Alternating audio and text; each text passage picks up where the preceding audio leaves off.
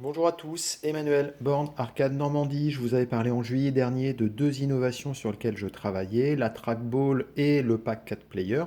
Aujourd'hui, j'en ai de monter sur des machines. Je me suis dit que c'était le bon moment pour vous faire voir un peu à quoi ça ressemble, comment ça marche, est-ce que c'est utile, est-ce que c'est un gadget, comment ça se comporte avec les jeux. On va voir ça ensemble.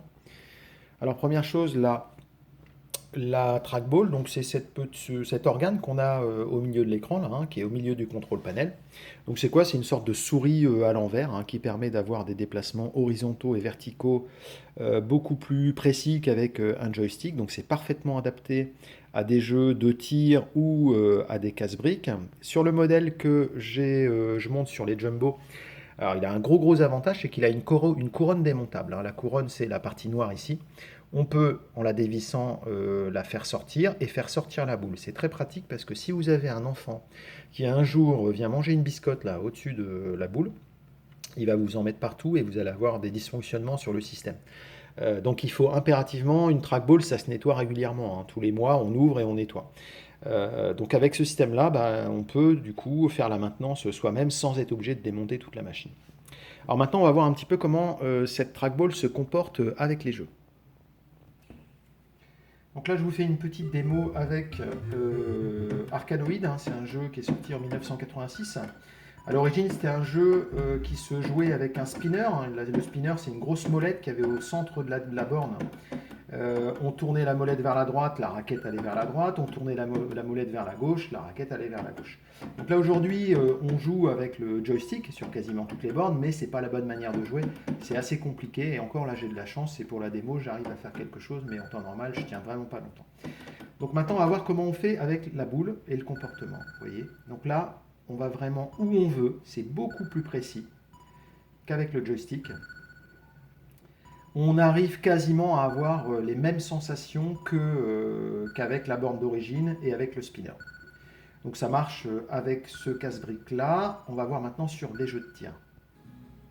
Alors autre exemple avec ce jeu de tir, il faut savoir qu'il y a environ une quinzaine de jeux, en tout cas j'en ai compté une quinzaine à peu près pour le moment sur l'ADX, de jeux qui tournent avec la trackball. Il y en a probablement d'autres, hein.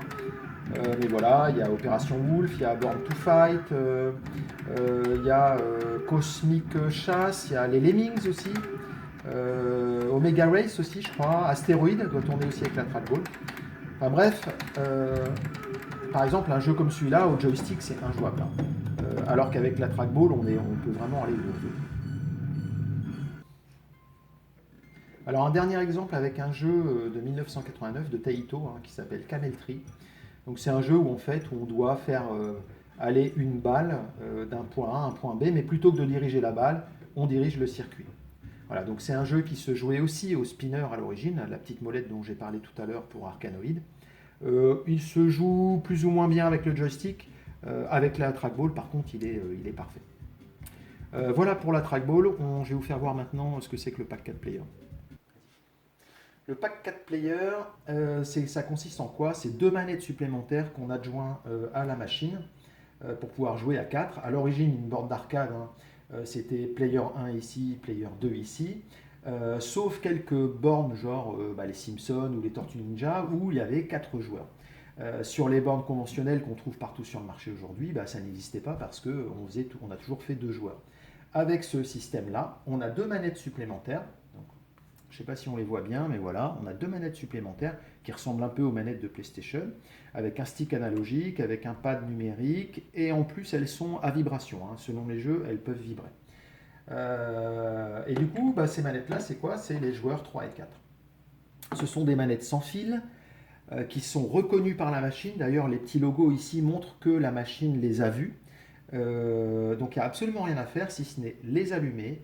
Et une fois qu'elles sont allumées, la machine se connecte directement dessus. Il n'y a aucune manip de l'utilisateur. On va voir maintenant comment elle se comporte avec les jeux. Donc là, j'ai fait un essai avec Bomberman, hein. Mais il faut savoir que sur l'ADX, par exemple, on a 103 jeux, je viens de les compter, hein, parce que l'ADX permet un outil qui permet de sélectionner, par exemple, les jeux 3D, les jeux 3-4 players, les jeux de fight, etc. Donc là, je viens de les compter, il y a 103 jeux 3 ou 4 players sur l'ADX. Donc, comment ça fonctionne? Le joueur 1, c'est toujours le même, hein, celui-ci.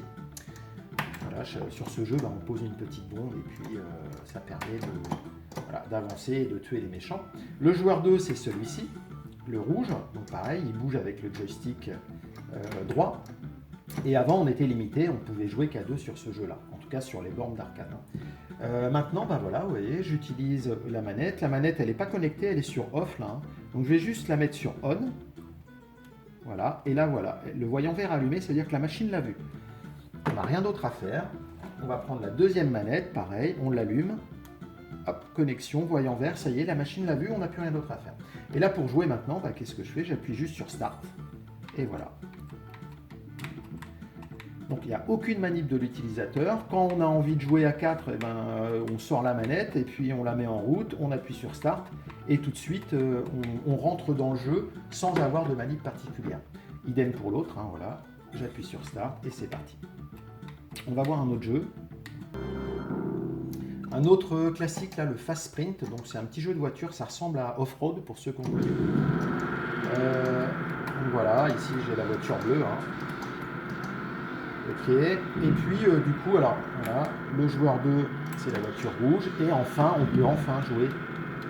Alors, évidemment, c'est pas la bonne manette, c'est celle-ci. On peut enfin jouer. Non, c'est pas la bonne manette. Ah voilà, c'est celle-ci. Ok, j'avais pas pris la bonne. On peut enfin jouer à 3 sur ce jeu-là, c'est beaucoup plus sympa. Alors, il faut savoir que du fait que si on veut mettre le pack 4 players, on ne pourra pas utiliser le monnayeur parce qu'on doit être en free play pour pouvoir jouer à tous les jeux. Ça, malheureusement, c'est pas compatible.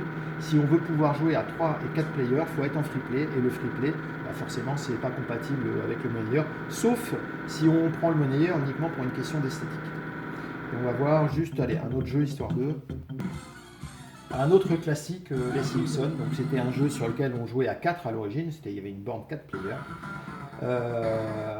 Voilà, maintenant avec ce système-là, on peut enfin rejouer à 4. Alors ce qui est super, parce que sur ce jeu, on peut faire des combinaisons, c'est-à-dire qu'on peut jouer tout seul ou à 2, et si on joue à 2, il faut se faire une combinaison avec l'autre joueur pour être beaucoup plus fort. Donc si on joue à 4, forcément on peut faire beaucoup plus de combinaisons. Donc là voilà, je suis avec Marge et je veux faire venir Homer, voilà, Homer est ici, et je veux faire venir les autres, voilà, Lisa et Bart, voilà, et donc tout fonctionne, voilà, on peut tous les faire fonctionner en même temps. Donc, voilà, top pour jouer à 4. Voilà, c'est tout pour la démo, je ne vais pas vous faire tous les jeux, merci d'avoir suivi cette vidéo. Si vous voulez des infos supplémentaires, vous n'hésitez pas, vous m'appelez, et puis bon jeu.